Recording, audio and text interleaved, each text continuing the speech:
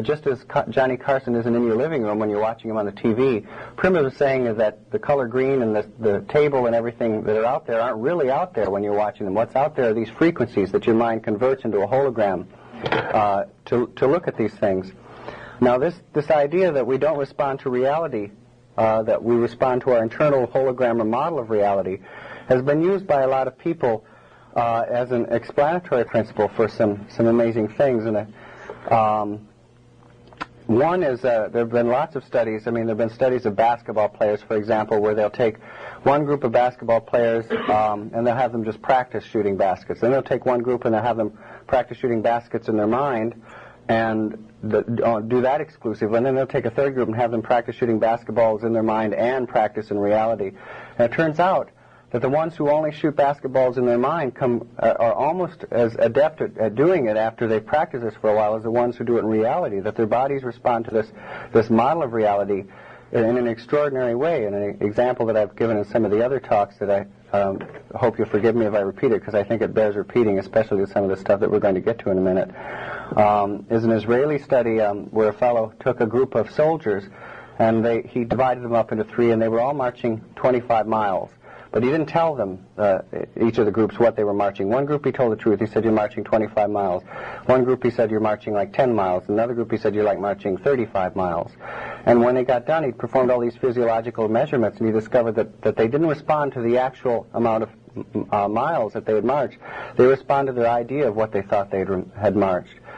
And I mean, we're going to return to this idea of us responding to our idea of the world more than what's out there again and again throughout this talk. So it's really important to kind of keep it in mind. I've talked in some of the other talks, and I want to just repeat some of the information about this idea that we respond to our idea of the world. In my lecture today, I talked a bit about stigmatists. Stigmatists are, stigmata are this phenomena where people, in their bodies, they reproduce the wounds of the crucifixion.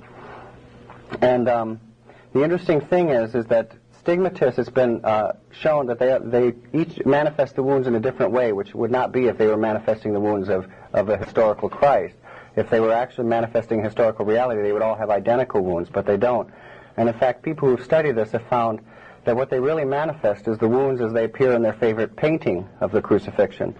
And this may sound heretical, but it's there are even theologians who have pointed this out. One is a fellow named Herbert Thurston, which, if you ever want to read a book, it's kind of difficult to get a hold of, but it's called The Physical Phenomena of Mysticism by Herbert Thurston, and it will really sort of blow your mind when you read it, because it is absolutely filled with things that people, through the product of their faith, have been able to manifest.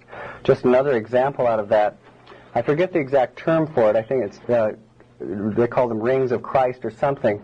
But there, in the Catholic religion, there's the belief that if you become a nun, you're in essence married to Jesus. And it turns out that there have been people all throughout the ages that of nuns who, after they feel that they're married to Jesus, their finger manifests an indentation as if they have a wedding ring on. And sometimes this is sometimes it's different colors appear in the skin and things like this. And Thurston talks about this in the book. But again, it's an example of how we can manifest our model of reality causes us to influence the way that our body manifests, I believe. One of the most striking examples of this is there are even stigmatists who manifest actual nails in their hand. Their flesh grows into nails, which is an extraordinary thing if you think about it, that by imagining an image or a hologram of their body in their mind, they can resculpt the body to form a nail. And in fact, these nails are so complete. St. Francis was the first saint, the first stigmatist to manifest these nail-like protuberances in the flesh. And witnesses reported that when you pressed on one end, the other end would go out a little, that you could actually wiggle it back and forth. So his body had actually grown out of his flesh, this synthetic nail. Now this is kind of even a kind of a creepy thing, but the bottom line is, I'm of course not telling you to all go out and grow nails out of your hands, but if they can, if a person through the power of deep faith can manifest a nail, what could we do if we decided to sort of consciously focus that deep faith to resculpt our bodies and to manifest things? And that's the reason that I'm telling you these things. To give you another example of an amazing some amazing things that stigmatists have manifested. There was an 18th century Italian stigmatist named Veronica Giuliana, and she had you know how Christ had allegedly a wound in his side. Well, she had a wound that would open and close on command. I don't know why, but that, I mean, to me it's amazing that physiologically she somehow, on some unconscious level, she was able to access the programming that would open and close this wound, so that you know, if a priest would say, well, let's see the wound open, it would open up. Now, when you get cut, you don't think you have that control, and of course, most of us can't consciously access that control. In fact, Veronica Giuliani was not consciously accessing it, I suspect. I think it was operating at a deeply unconscious level. But again, what if, you know, we wouldn't need stitches if we could all access this ability? And even more astonishing, one day after having a vision, Veronica Giuliani said, well, I think that the wounds are the symbols of the stigmata are now etched on my heart. And everyone said, what do you mean? She said, well, I think that I had this vision and I saw that Christ burned into my heart a crown of thorns, a cross, a sword, and 3 nails. And everyone was okay. And after she died, an autopsy was performed, and in scar tissue on her heart was a crown of thorns, a cross, a sword, and 3 nails. Now, this is pretty amazing if you think about it, that her mind was able, I mean, she wasn't even looking to see what she was doing inside her body, but somehow the exquisite genius of the unconscious was able to put those things there without having vision as we know it. Obviously it has some kind of vision to do that. And again, as I say, my point is not just to stress the oddness of it, but to say, if they can do that, what could we do by really consciously manifesting this ability in a very a more positive way, a more directed way. One thing that I also want to mention, that I mentioned in the talk, but that will come up a couple of times in this workshop, are people with multiple personality disorder. And this is really the most striking example of the connection between maybe our psyche and illness, because, you know, people, as I'm sure a lot of you know, people who have multiple personality disorder have almost invariably had some profound sexual and physical abuse as children, usually at a very early age. And it really seems to be a kind of survival strategy for the self, that because the self can't endure the pain that the individual is going through, the self divides. And again, here's, as I point out in the book, this is interestingly holographic, because it doesn't divide into fragments in the sense of being, you know, just an ego without a memory or whatever. It divides into smaller wholes, smaller complete personalities. But even more intriguingly, these smaller complete personalities, as each one sort of takes over the body, they will have different medical conditions. There's a case of one woman who had a non-malignant tumor with one personality, but when she shifted to another, the tumor would vanish.